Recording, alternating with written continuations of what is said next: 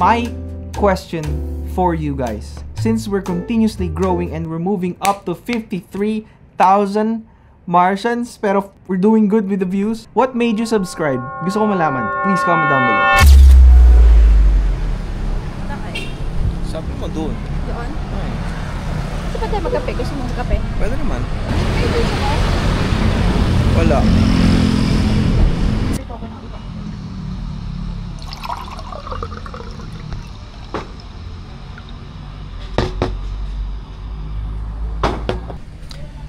So yun nga Martians, isa sa mga hindi ko pa nagagawa sa Action 5 is mag-shoot ng B-roll. Hindi ko alam kung ano yung magiging subject natin today, pero I will do my best na... Okay, yun. I will do my very best para makapag B-roll gamit ang Action 5. And specifically focusing on slow motion, 4K 120, 10-bit. By the way, sa kasalukuyan, kamusta kayo Martians? Welcome back to the 365. Okay. So, nandito lang kami, kakatas na namin mag-lunch, honestly. And, next step is magkakape.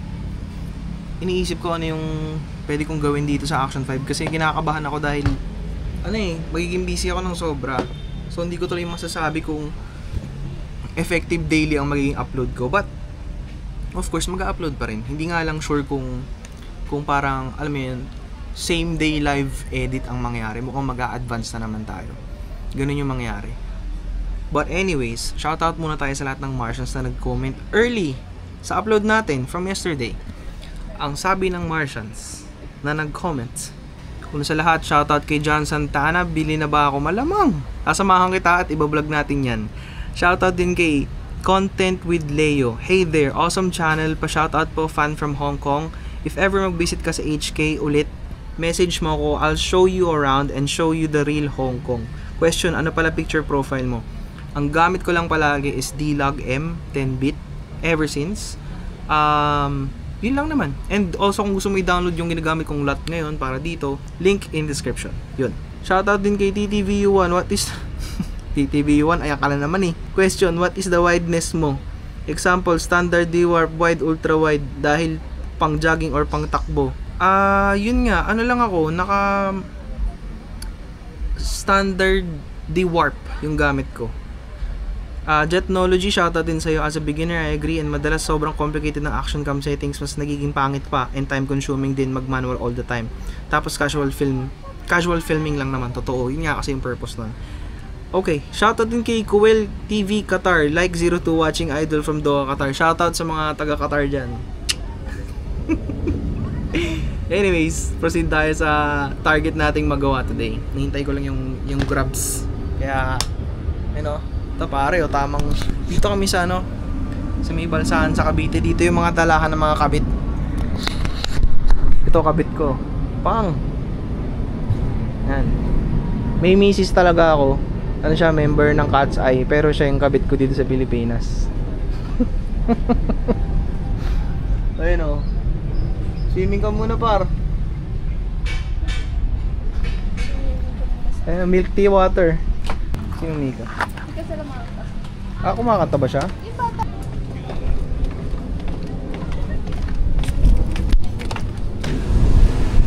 Home sweet home. Touch.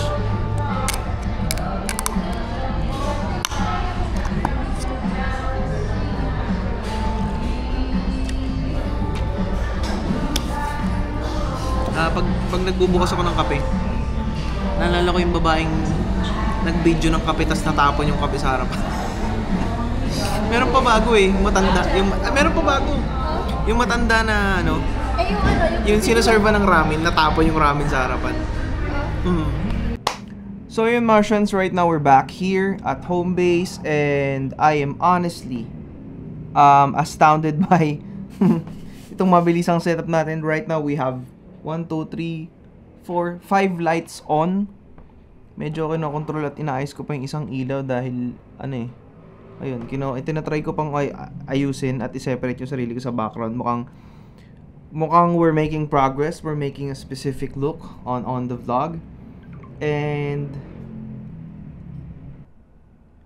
so yeah, today alam niyo may gusto kong i-open up sa inyo something important, I think, about the Action 5. De, joke lang, hindi naman about Action 5. Today we're basically talking about the A7S III. Yeah, you heard it right. I've been talking about the Osmo Action 5 for so long. For really so long. Like, how many days? Baka umabot pa ng isang buwan. Because I keep on answering a lot of people's questions about it. Pero nobody's asking me about the A7S III. First of all, Martians, I'm a professional videographer. Partly a photographer. But is the A7S III still the king of video cameras? Nandun ako siguro sa standpoint na yung opinion ko might matter, even though I haven't tried other brands na directly competes with the A7S III, like the Panasonic S1R Mark II, at saka yung natry ko na rin yung Canon R5. So, why am I talking about this? I keep on recommending an action camera, but you know, for a really professional camera, why am I not recommending the A7S III? It's a quick conversation with you guys. Basically, yung A7S III, ang dami ko nang nagawa sa kanya. Ang dami na ring lente na na-try. And I've seen it through its worst.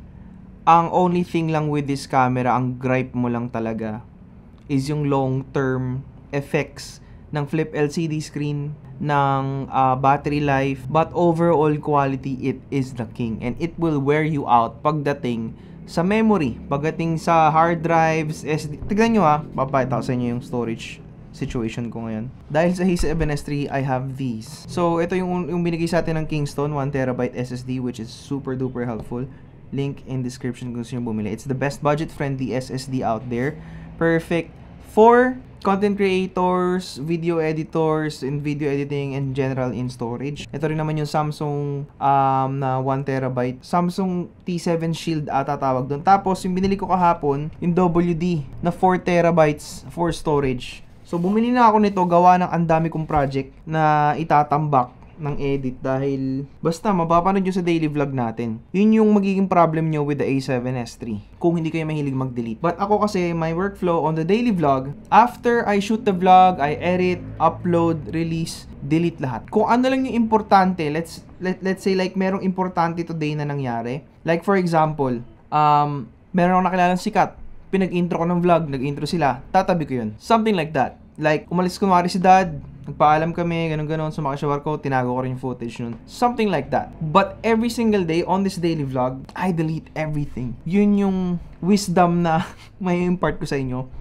Hindi ako masyado nagkikling sa old files. Dinidelete ko kasi it's already out there, it's already uploaded. I think I don't need to save it. But if I had, like, a lot of, kung siguro meron akong budget para pagtuunan ng storage, I would gladly buy 40TB. Para everyday masave tong taon na to. Itong everyday ng taon na to, masasave yung vlog. Even though, you know, sometimes the vlog today was probably... even though that sometimes the vlog feels like I could have done more, it's still worth it to save because yun yung nangyari nung araw na yun. And there might be key points, there might be, may mga tinatago akong mga cameo doon na paparating in the future, may mga ganon. But anyways, yun nga, sa A7S III, wala lang, share ko lang naman. Recommendable naman ng A7S III. Natatawa ako before kasi may nagsasabi na overpowered daw ang A7S III for video editing. Or for videography and vlogging. Actually, hindi. Hindi siya overpowered. It's the perfect, exact quality that's supposed to be out there. Gawa nga ng meron kang ability mag-shoot in low light without suffering sa grain.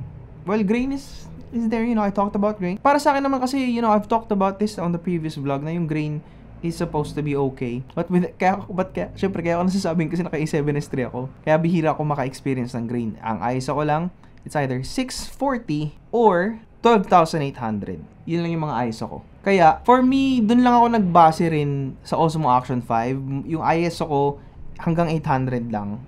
1.6 medyo may grain na. So, binababa ko na lang 800 pababa. Ganun. But right now, how are you guys loving this setup? Because we can actually make shorts sa setup na to. We can make reviews of anything and everything. Yun nga, bukas nagpaplano akong bumili ng macro lens para Kasi yan ay puro food shoots tayo. And kailangan ko talaga ng macro. Even though the 28-105 works perfectly well. Kasi yun yung gamit kong lens. 28-105 mm na f2.8. May mga kailangan pa rin ako na abilidad ng macro. Yun nga lang hindi ako sure kung 90mm macro or 50mm macro. Gawa nga nung yung OSS ng macro na 90 is parang contradictory siya dito sa active stabilization ng S3. Even though na marami naman din kasing camera today na lumabas sa Sony lineup na medyo advanced AI features. Kung iisipin mo pa rin, wala silang dual native ISO na 640 at 12,800 tapos 4K 120. Parang para sa akin, it's very supreme. And kasi nga, line up din siya with my work. But if you're planning just to get the A7S III for vlogging in general, why not? It's there, it's out there. Pair it up with a Laowa 10mm f2.8, tapos Comica VM40, Ulanzi TT38, it's perfect. Yun lang masasabi ko. But today, proceed tayo sa ganap natin. Mag-edit muna ako at babalikan ko kayo dahil hindi ko alam kung paano gagawin tong i-edit ko dahil ang dami. Hindi ko pa siya ma-share. Well, partly na-share ko na siya sa vlog before. But yung lagi kong sinishare sa mga BTS videos natin, Martians. Ano siya? Ang tawag dito. Raw file lang yun lagi na kinat ko ng maayos. But in general, hindi siya yung main output. Kasi may pagdadaanan pa akong process like color grading, music, syempre pag-filter out ng clips, kung ano yung maganda at hindi. Kaya yung mga pinapakita ko, mga extra shots ko lang yun. Okay ba yung setup na? Try natin maliwanag ng unti. Yeah. Tsaka kung papansin nyo, bagong chipet si Marco Mars. By the way, Martians, meron akong question din sa inyo right about now. But before anything else, kung nakarating kayo sa part ng video na to, I'm sending you guys nothing but blessing and abundance. Dahil deserve nyo yun. But yun nga, ang question ko, my question for you guys, since we're continuously growing and we're moving up to 53,000 Martians, pero we're doing good with the views, what made you subscribe? Gusto ko malaman. Please comment down below. And kung sino ka man, kung ano man magiging, kung sino ang magko-comment at makikita ko sa personal, bibigyan ko ng sticker ng 365, ng Fuji Canoni at ng Martians. Sa ngayon yung palang mabibigay ko, pero malay nyo naman soon ang mabibigay ko na lente sa mga beginners out there. Comment down below, by the way, as well, kung anong mount nyo. Sony mount ba kayo? Canon mount ba kayo? Fuji mount? Comment down below. Magsusurvey ako para alam ko kung ano yung lens na ibibigay ko sa swerteng Martian. Siguro ng 200 special. Malay nyo lang naman. But anyways, proceed muna ako sa ganap ko. Let's go. So Martians, something has caught my attention today. Exactly on how we set up today's video. I mean, hindi ko ina-expect. So, may Martian na nag-comment sa video natin like a couple of minutes ago. There's 2 comments we have to answer. One, shout out from @David Domingo Life Music. Why you prefer DJI action cameras over GoPros? If you watch the vlog, nung kasama ko si JL Pictures, shout out kay JL. Parang ewan ko, kahit si JL sabi niya mas prefer niya yung Action 5 over the GoPro kasi parang na-compare ko rin yung low light quality. Yun talaga doon ka medyo magrereklamo ng low light. Pero maganda si GoPro in terms of, para sa akin siguro, FPV cases. At saka, siguro dahil brand name, but I'm not so sure about GoPro, honestly. Mas prefer ko yung DJI kasi nga, I've said it over and over again, portability, quality, low light performance, and overall use. But hindi yun yung pinaka-address natin today. One of the things that we have to address today is ito. Si @Gerald Salas 3213. Lighting tutorial, lalo na yung content creator lang sa bahay with little to no natural light na pumapasok. Super grainy yung mga footage. Baka may ma-recommend ka budget meal na lights na magmumukhang professional yung footage mo sa bahay using Action 5 Pro. Ito yung parang mali sa budget meal mindset. Kaya nababarat tayo as creatives. Kahit na X din na lang eh. Kasi naghahanap tayo ng budget meal. Okay lang naman na kahit sabihin mong little to no natural light tas naka-Action 5 ka, I've said it over and over again, dapat pag gagamitin mo yung Action 5, sa labas ka mag-setup, maghanap ka ng bintana. Tapos kung maghahanap ka ng budget meal na lights, merong mga tube lights na mumurahin na nasa around 2K price lang. Wait lang. Magkano na lang ba ang non-light na Pavo tube lights? Dahil binigyan mo ako ng idea dyan. Maraming murang ambient lights. Pero kasi, para sa akin guys, hindi yung photo and video talaga, content creation para sa akin, kung gusto mo ng level up, you cannot get away with budget meal. You can, but only for mediocre sake. Pero, good news is, yun nga, may mga budget lights sa Lazada marami worth, I think, 1,000. Makakabili ka na ng 2 RGB lights. Kahit nga lang yung, ang diskarte ko dati na budget meal lights, ito yung diskarte ko. Meron akong bumbilya na RGB, tapos 2 softbox sa likod ko. Yun, parang around 500 pesos lang, 2. Pwede kang bumili ng, let's say, 3, parang isa key light mo, which is itong nakikita nyo sa harapan ko, key light tawag dito. Tapos, 2 taga-ilaw ng background. Or, masyado kasing mahal kung i-recommend ko yung tofu light. But yun, yung I think na mag-work, kung bibili ka ng RGB na bumbilya, plus softbox lights, you're gonna get away with it.